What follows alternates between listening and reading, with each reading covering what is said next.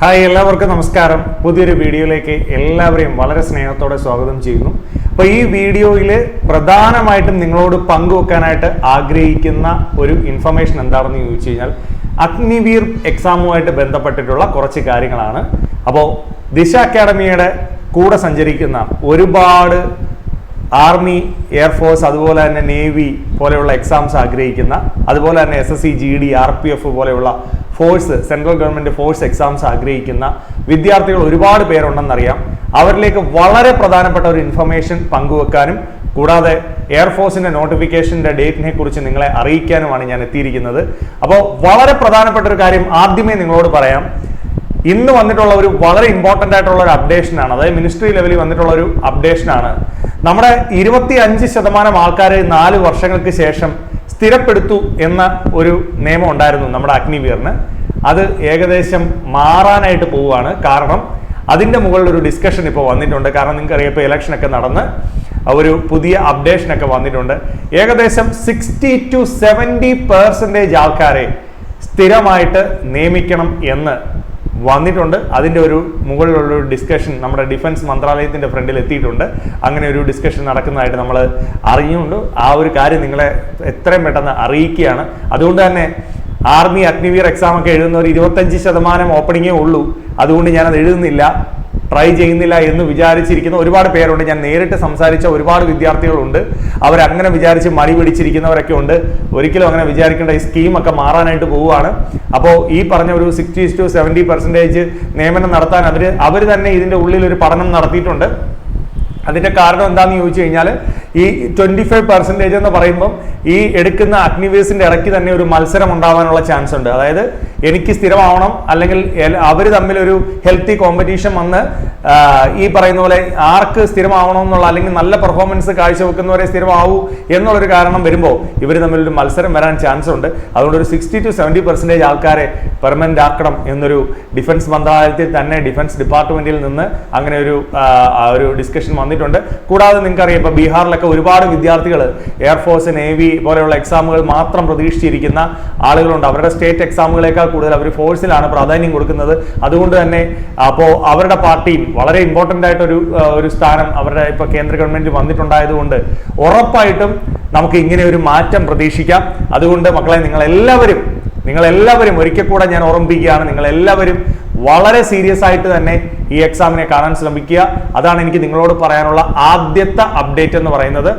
എയർഫോഴ്സിന്റെ നോട്ടിഫിക്കേഷനുമായി ബന്ധപ്പെട്ട് പറയാനുള്ള കാര്യം എന്താണെന്ന് ചോദിച്ചു കഴിഞ്ഞാൽ, നമ്മുടെ എയർഫോഴ്സിന്റെ നോട്ടിഫിക്കേഷൻ വരുന്ന ഡേറ്റ് എന്ന് പറയുന്നത് ജൂലൈ 8 നെക്സ്റ്റ് മന്ത് 8 വരും. 28 വരെ നമുക്കതിന് അപ്ലൈ ചെയ്യാൻ പറ്റും. അപ്പോൾ അഗ്നിവീർ വായു എന്നാണ് അതിൻ്റെ പോസ്റ്റ് നെയിം വരുന്നത്. ഇന്ത്യൻ എയർഫോഴ്സിലേക്കാണ് ഈ സെലക്ഷൻ നടക്കുന്നത്. അപ്പം മസ്റ്റായിട്ടും അതിൻ്റെ ഒഫീഷ്യൽ വെബ്സൈറ്റിൽ കയറി നിങ്ങൾ അതിൻ്റെ ഡീറ്റെയിൽസ് ഞാൻ തന്നിട്ടുണ്ട്. മസ്റ്റായിട്ടും നിങ്ങൾ അപ്ലൈ ചെയ്യാനായിട്ട് ശ്രമിക്കുക. 12th ഒക്കെ കഴിഞ്ഞ് നല്ല യങ്സ്റ്റേഴ്സ് ആയിട്ട് നിൽക്കുന്ന ഏജ് 21 വരെയുള്ള ആളുകൾക്ക് നല്ലൊരു അവസരമാണ് ഈ ഒരു എക്സാം എന്ന് പറയുന്നത്. അതിൻ്റെ കൂടുതൽ ഡീറ്റെയിൽസ് ഞാൻ നോട്ടിഫിക്കേഷൻ വരുമ്പോൾ തരാം. ഇപ്പോൾ ഞാൻ അതിൻ്റെ പ്രധാനപ്പെട്ട അപ്ഡേറ്റ്സ് എന്ന് പറയുകയാണ്. ഇത് ആർക്കൊക്കെ അപ്ലൈ ചെയ്യാൻ പറ്റും? സയൻസ് സബ്ജക്റ്റ് എടുത്തിട്ടുള്ളവർക്ക് പറ്റും, അതർ ദാൻ സയൻസ് സബ്ജക്റ്റ് എടുത്തിട്ടുള്ളവർക്ക് പറ്റും, അതുപോലെ തന്നെ സയൻസും അതർ ദാൻ സയൻസ് സബ്ജക്റ്റും എടുത്തിട്ടുള്ളവർക്ക് വേണ്ടിയിട്ടുള്ള 3 കൈൻഡ് ഓഫ് ടെസ്റ്റുകളാണ് ഇതിനകത്ത് വരുന്നത്. സയൻസ് സബ്ജക്റ്റ് എടുത്തിട്ടുള്ളവർക്ക് 70 മാർക്കിന്റെ ടെസ്റ്റ് 20, 25, 25 എന്ന രീതിയിലാണ് മാത്സ്, റീസണിങ് സബ്ജക്റ്റുകളുടെ കിടക്കുന്നത്. കണ്ടോ? അതായത് എയർമാൻ സയൻസ് എടുത്തിട്ടുള്ളവർക്ക് ഇംഗ്ലീഷ്, മാത്സ്, ഫിസിക്സ്, അപ്പോൾ അതിൽ നിന്ന് 20, മാത്സിൽ നിന്ന് 25, ഫിസിക്സിൽ നിന്ന് 25. ഫിസിക്സിന് നല്ല പ്രാധാന്യമുണ്ട് എയർഫോഴ്സിൽ. ടോട്ടൽ 70 മാർക്സിന്റെ എക്സാമാണ്. 1 മണിക്കൂർ വരുന്ന പരീക്ഷാ സമയമാണുള്ളത്. ഇനി സയൻസ് എടുക്കാത്ത ആളുകൾക്ക് reasoning and general awareness, English ചേർത്തിട്ടുള്ള പരീക്ഷയാണ്. 30, 20 ആണ് എന്ത് വരുന്നത്, ആ ഒരു പാർട്ട് വരുന്നത്. എത്രയാണ്? 50 ക്വസ്റ്റ്യൻസ്, 45 മിനിറ്റ്സ്. ഇനി എയർമാൻ സയൻസിനും അതർ ദാൻ സയൻസും എടുത്തിട്ടുള്ളവർക്ക് വരുന്ന മാത്സ്, ഇംഗ്ലീഷ്, റീസണിങ്, ഫിസിക്സ് വരുന്ന കമ്പൈൻഡ് എക്സാമിനകത്ത് 100 മാർക്സ് ആണ് വരുന്നത്. 85 മിനിറ്റ്സ് ആണ് വരുന്നത്. അപ്പോൾ ഈ ഒരു എക്സാമിന്റെ പാറ്റേൺ ഒന്ന് മനസ്സിലാക്കുക, ജസ്റ്റ് ഒന്ന് മനസ്സിലാക്കി വെക്കുക. അപ്പോൾ സയൻസ് എടുത്തിട്ടുള്ളവർക്കും സയൻസ് സബ്ജക്റ്റ് എടുക്കാത്ത ആളുകൾക്കും എയർഫോഴ്സിൽ കയറാൻ യങ്സ്റ്റേഴ്സ് ആയിട്ടുള്ളവർക്ക് നല്ലൊരു അവസരമാണ്. അപ്പോൾ അത്യാവശ്യം ഫിസിക്കലൊക്കെ ഉള്ള മിടുക്കന്മാരായിട്ടുള്ള മിടുക്കികളായിട്ടുള്ള ആളുകൾ മസ്റ്റായിട്ടും ട്രൈ ചെയ്യാനായിട്ട് ശ്രമിക്കുക. ഓക്കെ, അപ്പോൾ ഇനി ഇതിനകത്ത് വരുന്ന മാർക്കിന്റെ പ്രത്യേകതയാണ്, കറക്റ്റ് ആൻസേഴ്സിന് ഓരോ മാർക്കാണ്, 0 ആണ്. നിങ്ങൾ ആൻസർ ഒന്നും ചെയ്തില്ലെങ്കിൽ വരുന്നത് 0.25 നെഗറ്റീവ് മാർക്കുണ്ട്. ആ ഒരു കാര്യം പ്രത്യേകം ശ്രദ്ധിക്കണം. ഇനി നിങ്ങളുടെ ഫ്രണ്ടിലേക്ക് ഞാൻ തരാനായിട്ട് ഉദ്ദേശിക്കുന്നത് ഇതിന്റെ സിലബസ് ആണ്. മക്കളെ, എന്താ സിലബസ്? സിലബസ് എന്ന് പറയുമ്പോൾ നമുക്ക് ഇംഗ്ലീഷ് ഉണ്ട്, റീസണിങ് എന്താണെന്ന് അറിയണം, മാത്സ് എന്താണെന്ന് അറിയണം, ഫിസിക്സ് എന്താണെന്ന് അറിയണം, ജനറൽ അവയർനെസ് എന്താണെന്ന് അറിയാം. ജസ്റ്റ് നോക്കാം, ഇംഗ്ലീഷിനകത്ത് എന്താണ്? Word formation, preposition, determiners, noun pronouns, conjunction, adverbs. എടാ, നമ്മൾ പഠിക്കുന്ന ഇംഗ്ലീഷ് ഗ്രാമറും വൊക്കാബ്സുമായിട്ട് ബന്ധപ്പെട്ട കാര്യങ്ങളൊക്കെ തന്നെയാണ് എന്തിനകത്ത് വരുന്നത്? ഇംഗ്ലീഷിന്റെ സിലബസ്. അപ്പൊ ഇംഗ്ലീഷ് പഠിക്കണമെങ്കിൽ എന്ത് വേണം?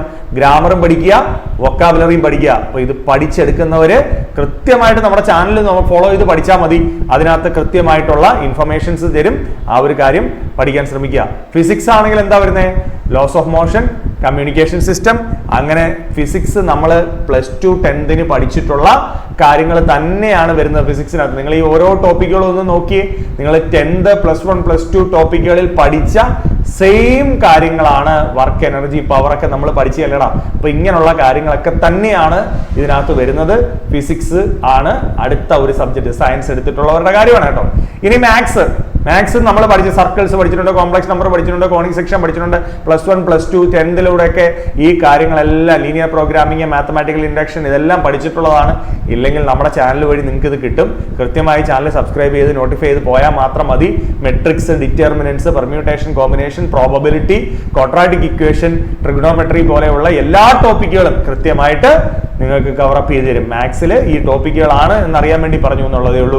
റീസണിങ്ങിനകത്ത് നമ്മുടെ മാത്സിലെ കുറെ അരിത്തമെറ്റിക് കോമ്പറ്റേറ്റീവ് എക്സാമിന് വരുന്ന ഡിസ്റ്റൻസ്, ഡയറക്ഷൻ, നമ്പർ സിംപ്ലിഫിക്കേഷന്, area triangles, coding, analogy, blood relation, puzzle, percentage, ഇതെല്ലാം കൂടെ മാത്സിന്റെ തന്നെ കുറെ ടോപ്പിക്കുകളും റീസണിംഗ് കൂടെ ചേർന്ന ടോപ്പിക്കുകളാണ്. Ratio, proportion, simple trigonometry, time, speed, distance, directory words, profit and loss, ഇവയെല്ലാം കൂടെ ചേരുന്നതാണ്. പിന്നെ ജനറൽ അവയർനെസ്സിനകത്ത് എന്തൊക്കെ പഠിക്കണം? കറണ്ട് അഫയേഴ്സ് പഠിക്കണം, ജനറൽ സയൻസിന്റെ കുറച്ച് കാര്യങ്ങൾ പഠിക്കണം, ജോഗ്രഫി, ഹിസ്റ്ററി, ബേസിക് കമ്പ്യൂട്ടറിന്റെ നോളജ്, ഇവയെല്ലാം കൂടെ ചേരുന്നതാണ് എന്തെന്ന് പറയുന്നത്? ജനറൽ അവയർനെസ് എന്ന് പറയുന്ന ടോപ്പിക്ക്. അപ്പൊ മെയിൻ ആയിട്ട് ഞാൻ ഈ വീഡിയോയുമായി നിങ്ങളുടെ ഫ്രണ്ടിലേക്ക് വരാൻ ഉണ്ടായ കാരണം, ജൂലൈ 8 ഇപ്പൊ നമുക്ക് നേവിയുടെ വന്നു. നേവിയുടെ ഇപ്പൊ എല്ലാവരും കുറെ പേര് അയച്ചു കഴിഞ്ഞു. അതുപോലെ ആർമിയുടെ കുറെ പേര് അയച്ചു കഴിഞ്ഞു. ഇനിയിപ്പോൾ നമുക്ക് വരാനുള്ളത് എയർഫോഴ്സിന്റെ ആണ്.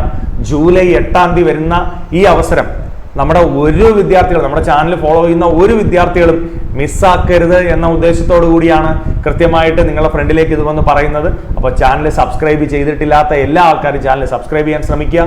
ഈ വിവരം നിങ്ങളുടെ സുഹൃത്തുക്കളിലേക്കും നിങ്ങളുടെ ബന്ധുക്കളിലേക്കും മാതാപിതാക്കളാണെന്ന് കാണുന്നതെങ്കിൽ മക്കളിലേക്കും ഒക്കെ എത്തിക്കാനായിട്ട് ശ്രമിക്കുക. വളരെ പ്രധാനപ്പെട്ട, വളരെ ഇമ്പോർട്ടൻ്റ് ആയിട്ടുള്ള ഇൻഫർമേഷനാണ് ഞാൻ നിങ്ങൾക്ക് തന്നത്. അപ്പോൾ അഗ്നിവീർ എന്ന് പറഞ്ഞാൽ ഇനി 25% സ്ഥിരപ്പെടുത്തലേ ഉള്ളൂ എന്ന് വിചാരിച്ച് ആരും ഇരിക്കരുത്. അതിനകത്ത് മാറ്റങ്ങൾ വരാം. 60 to 70% വരെ പെർമനന്റ് ആയിട്ട് എടുക്കാം. അപ്പോൾ നിങ്ങളുടെ അവസരം, നിങ്ങളുടെ ചാൻസ് നിങ്ങൾ മിസ് ചെയ്യരുത്. ഓക്കെ, അപ്പോൾ ഇനി എന്താ ഉള്ളത്? ഞാൻ അതിന്റെ ഫിസിക്കൽ ടെസ്റ്റ്, അതായത് ഓട്ടം ഉണ്ടെന്നറിയാം, പുഷപ്പ് ഉണ്ടെന്നറിയാം, സിറ്റപ്പ് ഉണ്ട്, അങ്ങനെ കുറച്ച് കാര്യങ്ങളൊക്കെയാണ് ഫിസിക്കൽ. അത്യാവശ്യം കുറച്ച് ഫിസിക്കൽ എഫിഷ്യൻസി വളരെ ഇമ്പോർട്ടൻ്റ് ആണ്. അതുപോലെ തന്നെ ഹൈറ്റ്, വെയിറ്റ് അത്യാവശ്യം ഓക്കെ ആയിട്ടുള്ള ആൾക്കാരായിരിക്കണം. അങ്ങനെയുള്ള കാര്യങ്ങളെല്ലാം പ്രത്യേകം ശ്രദ്ധിക്കുക. അപ്പോൾ ഇത്രയും കാര്യങ്ങളൊക്കെ നിങ്ങൾക്ക് ഓക്കെ ആണെങ്കിൽ നിങ്ങൾക്ക് സബ്ജക്റ്റ് ബേസ്ഡ് ആയിട്ടുള്ള കാര്യങ്ങളെല്ലാം ദിശ അക്കാഡമി നിങ്ങൾക്ക് പറഞ്ഞു തരുന്നതായിരിക്കും. അപ്പോൾ ചാനൽ കൃത്യമായിട്ട് ശ്രദ്ധിച്ച് ഫോളോ ചെയ്ത് പഠിക്കാനായിട്ട് ശ്രമിക്കുക. Okay, thank you, all the best.